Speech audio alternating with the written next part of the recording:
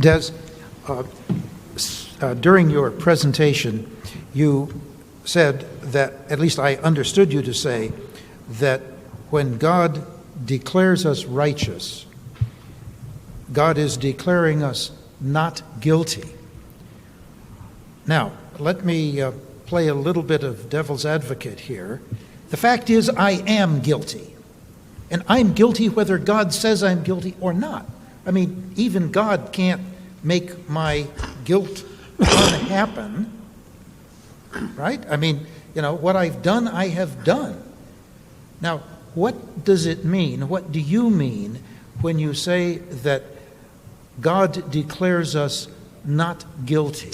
I mean that the penalty of my guilt has been paid. The debt has been met. I'm no longer in debt. Therefore, the Bible says I am acquitted. And it is not Des Ford, of course. It is Paul that says I am acquitted. Right. But then that too needs to be understood somewhat metaphorically. Yes, you can't avoid the metaphor. Just as the term wrath or the idea of God's anger.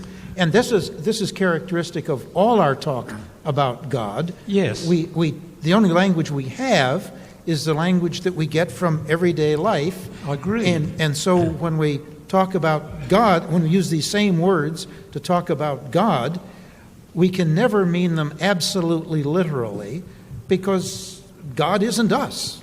But let's not emasculate them. True. Let's not castrate them. Let's not empty them of their basic meaning. Right, but that's why I think it is helpful if we can, as far as possible, and you were right, we can never really sort this out to the very end, but as far as possible say, just as you did with the notion of wrath a few minutes ago, sort out what it means from what it doesn't mean. Yes. When we talk about, when I get angry, I'm upset, I've lost it. Yes. Well, God doesn't lose it. No. So when we talk about Fritz's anger and God's anger, they are different. Very different. And I almost always make that point, as I did in talking to Kendra. When you talk to me and you say, Des, do you catch what I'm saying? Well, you didn't throw anything. It's not possible to speak without metaphor. But the fact that we can understand one another for practical purposes, meaning that metaphors recognised to be such, can be helpful and not necessarily harmful.